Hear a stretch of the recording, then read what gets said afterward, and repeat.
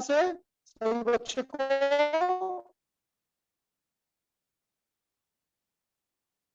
Hello hello Yes, sir. आवाज clear है? Yes, हाँ sir, सर, clear है। आवाज क्लियर है। चलिए, सबसे फर्स्ट क्वेश्चन है बच्चे, यहाँ पर हम लोग ये समझेंगे कि what is central excise act. Central excise act क्या होता है? ठीक है, लिखिए सभी बच्चे।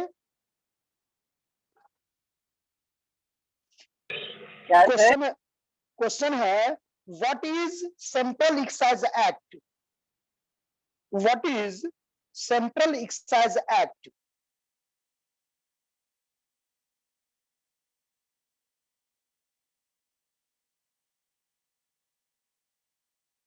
A duty of excise,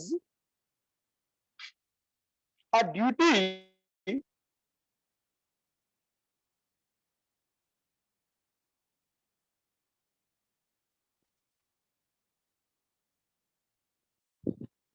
a duty of excise to be called the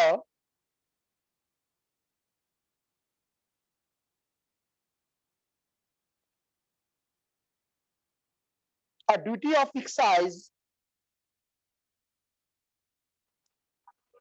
a duty of excise to be called the central value added tax, जो CENVAT के बारे में हम लोग पढ़े थे बच्चे। A duty of excise to be called the central value added tax on all excisable goods, on all excisable goods,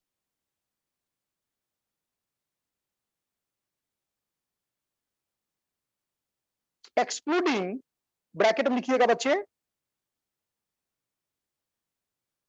excluding goods produced,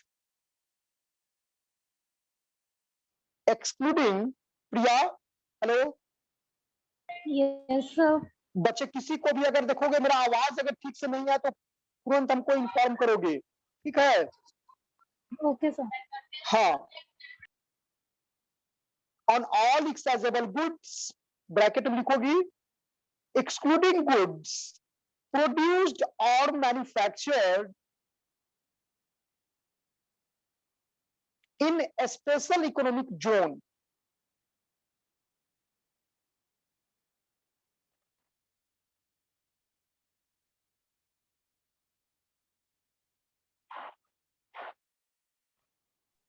manufacture manufactured in a special economic zone, bracket बंद कर दीजिए, sorry, which are produced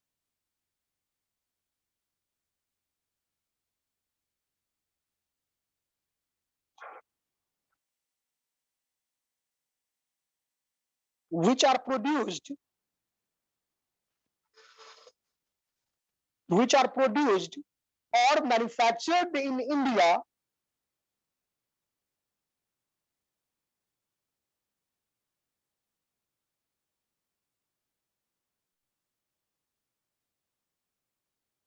as and the rates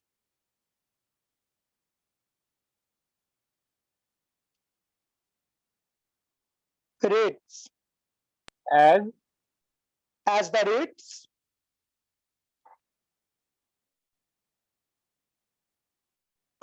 set forth in the first schedule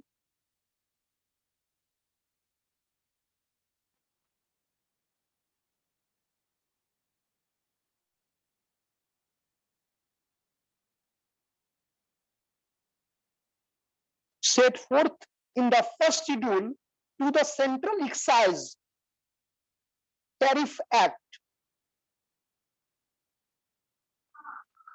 sir after the rate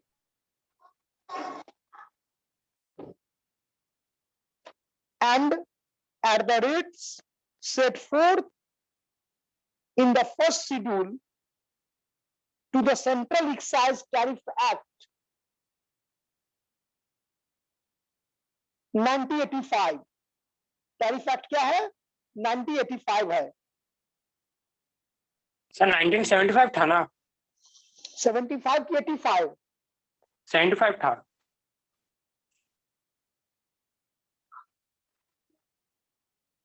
तो वो change 75 वो first था, उसके बाद changes हुआ है। देखो समय समय पर इसमें चेंज होता गया है।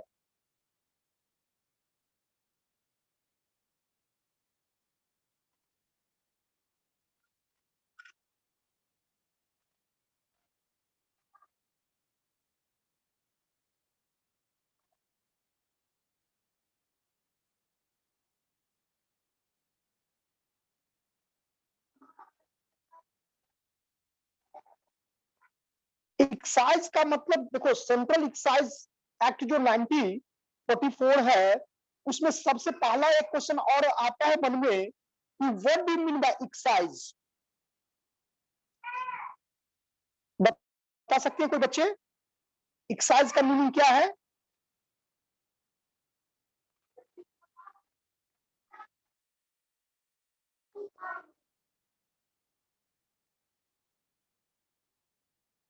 किसी बच्चे को पता है ये? सब बस एक्सरसाइज है, excise duty. Excise means excise tax, duty कह सकती हो, ठीक है। थोड़ा दो लाइन लिख लोगी इसके बारे में। सर एक्साइज ड्यूटी लिखाया हुआ है। सर वो आप बताएं एक्सरसाइज ड्यूटी। यस सर, वो प्रोडक्शन अच्छा। पर चार्ज होता है, इन हाँ प्रोडक्शन पर चार्ज होगा, वो उसे एक्साइज ड्यूटी कहा जाएगा। हाँ,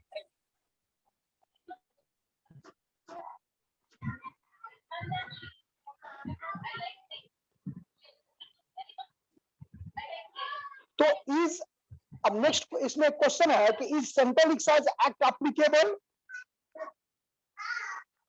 is central excise act applicable?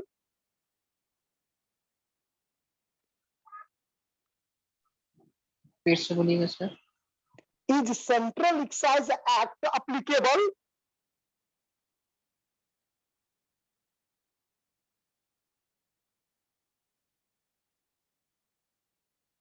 On the production of the good. No, excise duty is levied by the central government except on some items. कुछ आइटमों को छोड़ करके, नार्कोटिक्स एंड अल्कोहल। फिर जीएसटी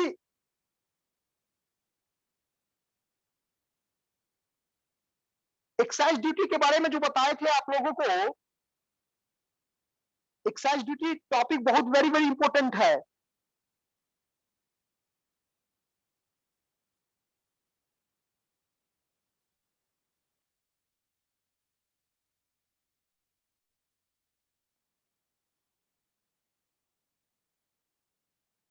चलिए नेक्स्ट में इसको लिखिए। इन दिस एक्ट,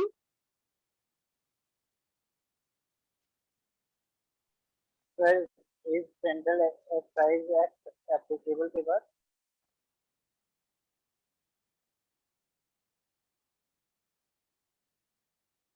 क्या लिखे हैं? Is central excise act applicable. अच्छा, वो कहाँ अप्लीकेबल होता है? तो इस पे एक्साइज ड्यूटी वाला टॉपिक आपको लोग बताए थे।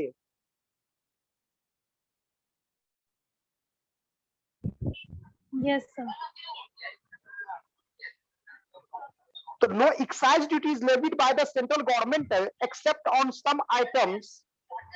आप इसको एक लाइन में लिख सकती हैं अगर क्वेश्चन इस तरह का आ जाए कि is central excise act applicable. Sir ये आप लिखवाए हैं ये वाला लाइन। ये लिखवाया है ना? Yes sir. अब इसीलिए इसको स्टॉप कर दिए हम बच्चे। आगे एक्ट के बारे में लिखते हैं हम लोग, सेंट्रल एक्साइज एक्ट के बारे में।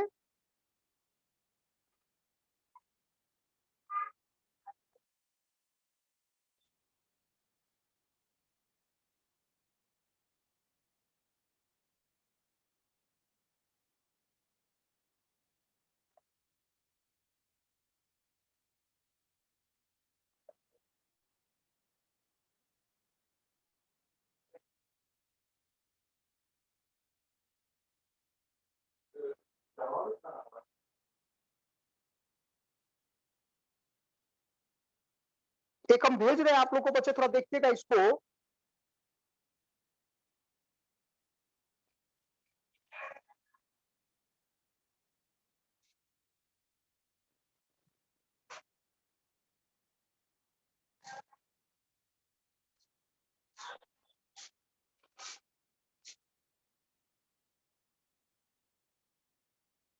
देखो तो आशुतोष,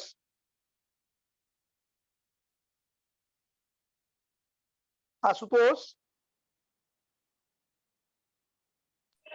Yes, sir. आ गया.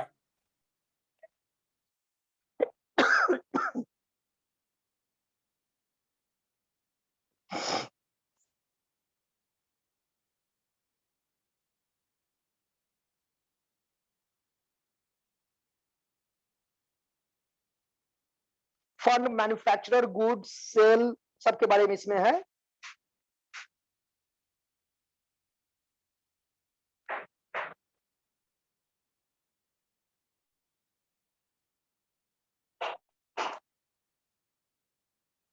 चलिए पैराग्राफ चेंज करके लिखिए थोड़ा, इसको उसको पढ़िएगा आप लोग, ठीक ना।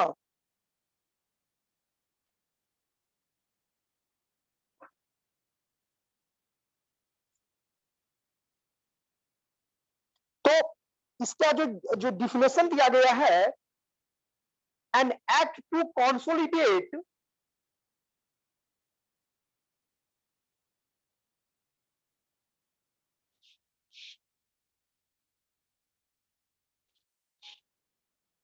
an act to consolidate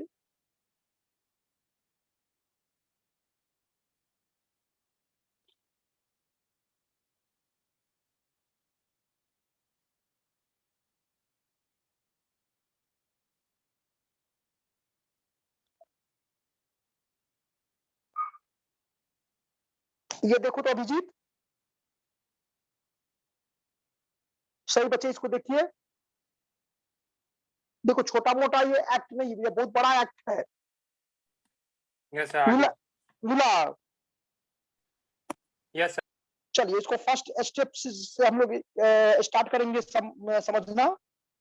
कोई एक स्टूडेंट, प्रिया देखो तो, प्रिया पढ़िए तो इसको। Yes, sir. The words and the salt omitted by the S69 from the finance बच्ची सेकंड वाला point, statement of objects and reasons. अभी जस्ट जो सही ना? भेजे हैं। Yes, sir. नहीं, Second वाला है. ऊपर में नहीं है। An act to consolidate and Yes, sir. Amend. हाँ Yes, sir. Yes, sir. An act to consolidate and amend the law relating the central duties of excise, whereas it expanded to consolidate and amend the law relating to central duties of excise on goods manufactured or produced in certain parts of India. certain part, Certain part of India. it is hereby। अच्छा, क्या आपको पता है ये act कब applicable हुआ था? 24th, देखो ऊपर में लिखा हुआ है 24 फरवरी 1944. हाँ, जिस एक्ट को ही हम लोग शॉर्ट फॉर्म में क्या कहते हैं, दिस एक्ट में be called the central excise act 1944।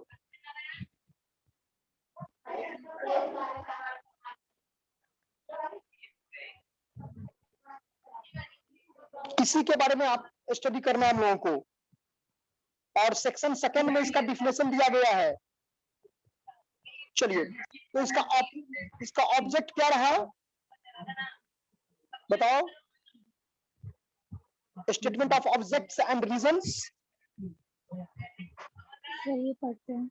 हाँ The पढ़िए। administration of internal commodity taxation in British India has grown up piecemeal over many years and has been considerably expanded during the last decade. He thought to introduction of a new central duty of excise has required the enactment of self-contained law and the preparation of a separate set of statutes. Statutory There statutory rules statutory rules. There, sir, वही तो बोल रहे हैं. हाँ हाँ There are no less than 10 separate excise acts.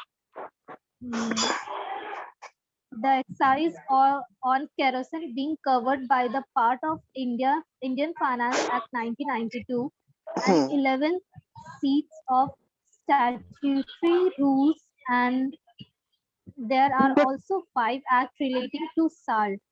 अच्छा ये देखो इसमें वो है क्या एक मिनट बच्ची इसमें है क्या कि जैसे हमारा देश आजाद हुआ 1947 में तो उससे पहले क्या था ब्रिटिश रूल था ना Yes, sir. तो ये ब्रिटिश रूल यानी आजाद होने से पहले ही ये एक्ट है 1944 कुछ एक्ट को अगर आप लोगी जो कि ब्रिटिश रूल में बहुत सारा ऐसा एक्ट आया जो कि अपने हिसाब से वो क्या किया जो सटीक बैठा उसको वो अप्लीकेबल किया आप पढ़ी भी होंगी अभी क्या कहते हैं ऑडिटिंग में अभी आपको शायद लगता है ये पार्ट होगा कि नहीं होगा या आप लोग पढ़ी भी कहीं होंगी 1932 पार्टनरशिप एक्ट 1956 कंपनीज एक्ट हालांकि उससे पहले भी था Yes, वो sir. Yes, ठीक sir. है पढ़े. उसके बाद Yes, sale sir. Of goods act 1930 ठीक है Indian contract act 1872 Yes, sir. Indian negotiable instrument act 1881 ठीक है ये बहुत सारा ऐसा एक्ट है कि ब्रिटिश रूल जो है सो अपने हिसाब से है ना उसको क्या किया अप्लीकेबल किया क्योंकि उसी का सब कुछ था तो उसमें से एक एक्ट आया सेंट्रल एक्साइज एक्ट 1944 और ये बेसिकली उस गुड्स पर यूज किया गया जो आप क्या कर रही हो मैन्युफैक्चरिंग कर रही हो कितना परसेंट टैक्स का रेट फिक्स किया गया ठीक है तो इसका मकसद क्या रहा क्या इसका ऑब्जेक्टिव रहा इसमें क्या कहता है कि the administration of internal commodity taxation in British India has grown up piecemeal over many year क्योंकि देखो मेनी ईयर का मतलब यहां पर ये करा है कि 1944 में ये अप्लीकेबल किया अप्लाई किया लागू किया इसको और उसके बाद आफ्टर 3 ईयर 1947 में देश क्या हो गया आजाद हो गया आवाज आ रहा है क्लियर Yes, sir. तो उसमें चेंजेस किया गया फिर जो मेरा कॉन्स्टिट्यूशन है जो मेरा मतलब मेंबर ऑफ पार्लियामेंट हुआ उसके हिसाब से क्या हुआ होता गया एक्ट में चेंजेस होता गया आगे पढ़िए And हालांकि 11 seat हाँ and 11 seat of statutory rules, and there are also the 5 acts relating to salt, the duty on which is by a wide margin the oldest of our taxes on indigenous commodities. Commodity हाँ The taxes begin closely akin to one another. The method of collection follow the same general pattern, and many of the provisions of the various acts are identical or closely similar.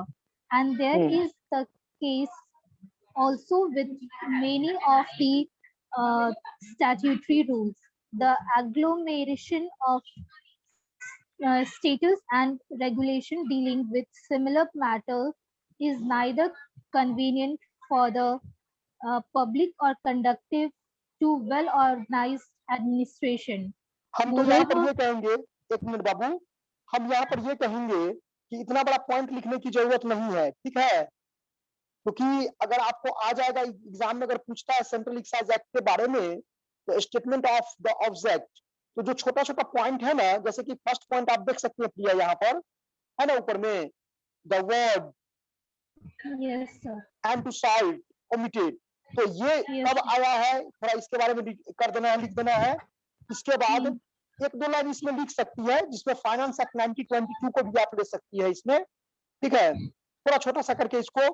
और ये जो बड़ा बड़ा point दिया, जैसे 3 number 4 number 5 number point जो है, इसको छोटा बड़ा करके क्या करेंगे हम लोग, इसको लिखेंगे, और उसके बाद फिर हम लोग किस पे चले जाएंगे, डिफिनेशन पर, अगर वो डिफिनेशन आता है तो, पूछता है तो।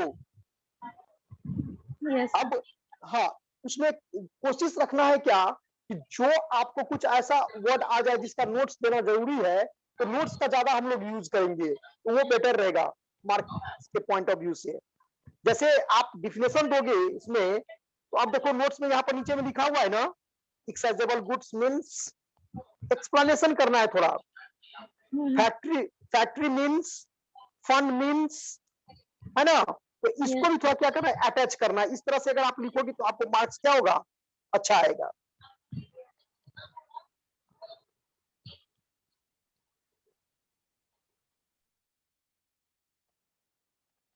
ठीक है, Yes, sir.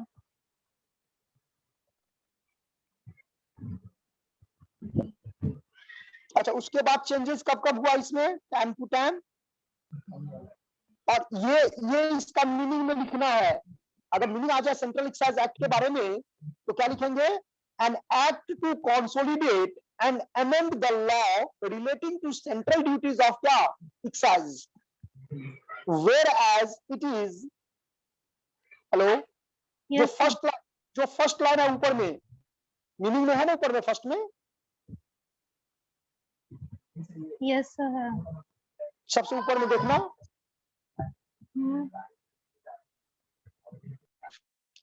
तो ये सब तुम लोग आई थिंक आप लोग को बताए हैं। अच्छा, when did central excise act came into force, कब से ये आया, देखो अभी कितना बार बताए हैं आप लोगों को।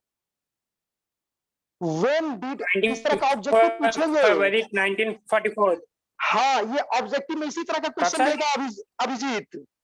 जब हम क्वेश्चन आप लोग से अगर ऑब्जेक्टिव क्वेश्चन पूछेंगे तो इसी तरह का पूछेंगे कि when did central excise act came into force.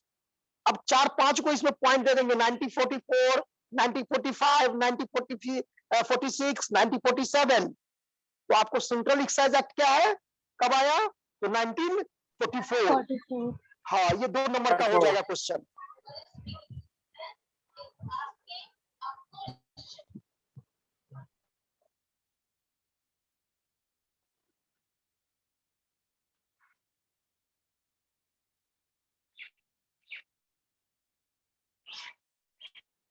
और उसके बाद ये रिलीज कब कब कब ये आपका जो है सो उसके बाद कब आया, 1944 के बाद कब चेंजेस हुआ इसमें, तो 2 दिसंबर 1945। 1962। हाँ, 86 वो तो लास्ट में जाकर के हो गया।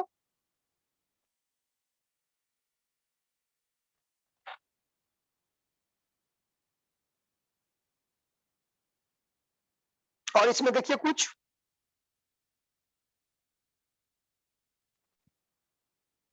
अब इंडियन, ये तो ब्रिटिश रूल था ना अभी भी, 1944 जो था वो क्या था, British rule.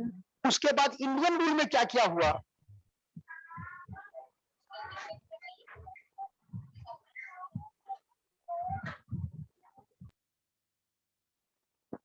तो एक क्वेश्चन इसमें हो सकता है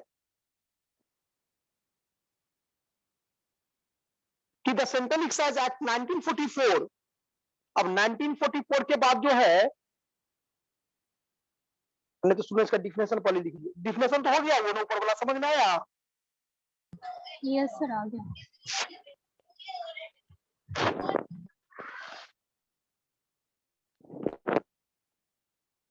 देखो उसमें चेंजेस नहीं होगा, किसी भी चीज में आप देख लो।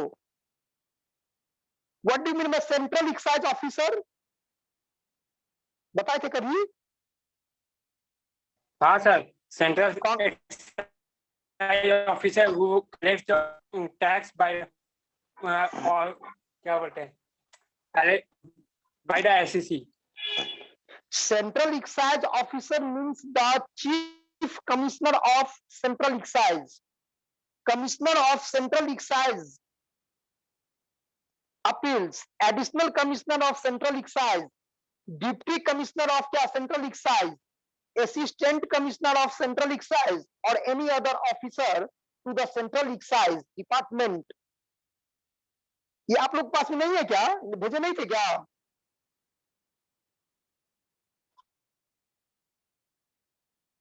हमारे पास सिर्फ सेल्स अथॉरिटी है। ये नहीं है टॉपिक क्या? Central, what do you mean by central excise officer? नहीं No sir, no sir, वो नहीं। इसको नोट कर लेना, इसको नोट्स बनाओगी बस सही बच्चे, आप बना करके मुझे दिखाओगे, ठीक है ना? देखो तो, Yes sir. देखो तो ग्रुप में बच्चे, यस सर आ गया।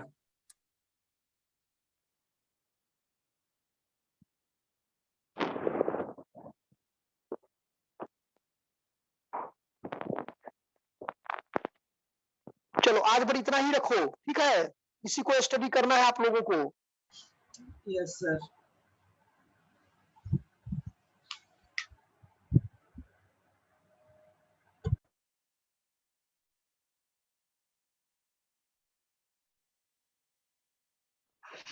ये 2-3 पेज जो दिए हैं एकदम शॉर्ट करके, ठीक है ना? Yes sir, आपको शो कर देंगे बनाकर। हाँ, बना करके मुझे आप क्या करोगे सभी बच्चे, एक असाइनमेंट के रूप में हमको जमा करोगे, दिखाओगे सभी बच्चे। कब दिखाना है? नेक्स्ट क्लास में? नहीं, नेक्स्ट क्लास में। हाँ, नेक्स्ट क्लास में। आज कौन ट्यूसडे हुआ ना, तो आप ऐसा करना, हाँ थर्सडे नहीं सैटरडे को दिखाओ। Yes sir. पूरा एकदम से सेंट्रल एक्साइज एक्ट के बारे में जो भी जितना मैक्सिमम, ठीक है, जिसका सबसे बेटर रहेगा उसको हम अपने तरफ से कुछ क्या करेंगे, एप्रिशिएट करेंगे बच्चे, मार्क्स उसका उसी हिसाब से आएगा। सर आपके ऑफिशियल आईडी पे शेयर करना या फिर व्हाट्सएप पर? नहीं, व्हाट्सएप पर मत कीजिएगा, मेरा जो मेल आईडी है उस पर कीजिएगा। ऑफिशियल जो मेल आईडी है pawan@simraj.in। Yes sir. सैटरडे को, हाँ सैटरडे से फिर ये मत कर देना, सैटरडे से नेक्स्ट नहीं, किसी जिसका आएगा सैटरडे तक नहीं आएगा, पहले हो जाए तो बढ़िया है, बाद नहीं होना चाहिए।